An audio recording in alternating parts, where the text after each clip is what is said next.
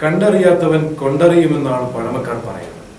എന്നാൽ എത്ര കണ്ടാലും കൊണ്ടാലും ഒന്നും അറിയില്ലെന്ന് നടിക്കുന്നവരാണ് സർക്കാർ ജീവനക്കാരായ KSEBക്കാർ. വെള്ളാനകളായി തീർന്ന സർക്കാർ ജീവനക്കാരുടെ അനങ്ങാപ്പാറ നയം മാറണമെങ്കിൽ ഇവിടെ ചിലതെല്ലാം സംഭവിക്കണം. വാർത്ത കാണുക, ഇടവേളകൾ.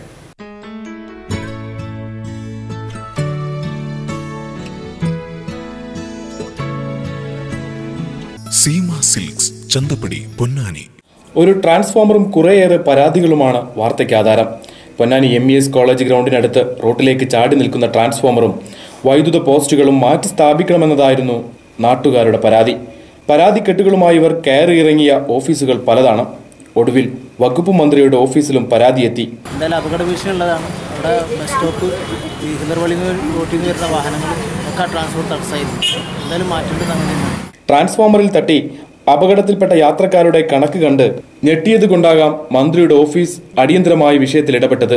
പാലം കുലുങ്ങിയാലും കേളൻ കുലുങ്ങില്ലെന്ന നിലപാടിലായിരുന്നു ബോർഡിലെ ജീവനക്കാർ.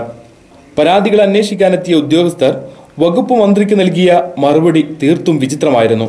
അവർ പറഞ്ഞു, ഇത് നിങ്ങളുടെ ബിൽഡിങ്ങിൻ്റെ ഒരു മറ വന്നതിൻ്റെ പേരിലായിരിക്കും നിങ്ങളിതിനെ തരണം ചെയ്യുന്നതെന്നാണ് പറഞ്ഞത്. പക്ഷേ ഞങ്ങളുടെ ഒരു ആവശ്യം മാത്രമല്ല, 10-200 ആളുകൾ ഇവിടെ കൂടിയിരുന്നു. ഒടുവിൽ സംഭവിക്കേണ്ടത് സംഭവിച്ചു.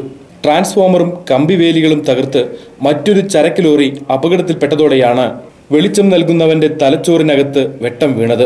പലതും കണ്ടും കൊണ്ടും പഠിക്കാത്തവൻ അവിടെ തന്നെ വീണ്ടും ട്രാൻസ്ഫോമർ പുനഃസ്ഥാപിക്കാൻ ഒരുങ്ങിയപ്പോൾ നാട്ടുകാർ തടഞ്ഞു. എതിർപ്പുകൾക്ക് ശക്തിയേറിയപ്പോൾ നാട്ടുകാർക്ക് മുന്നിൽ മുട്ടുമടക്കേണ്ടി വന്നു KSEBയിലെ വെള്ളാനകൾക്ക്. ഒടുവിൽ പിടിവാശി വിട്ട് ട്രാൻസ്ഫോമർ മാറ്റി സ്ഥാപിച്ചു. നാട്ടുകാർക്കും യാത്രക്കാർക്കും ഭീഷണിയില്ലാത്ത സുരക്ഷിതമായ മറ്റൊരു ഭാഗത്തേക്ക്.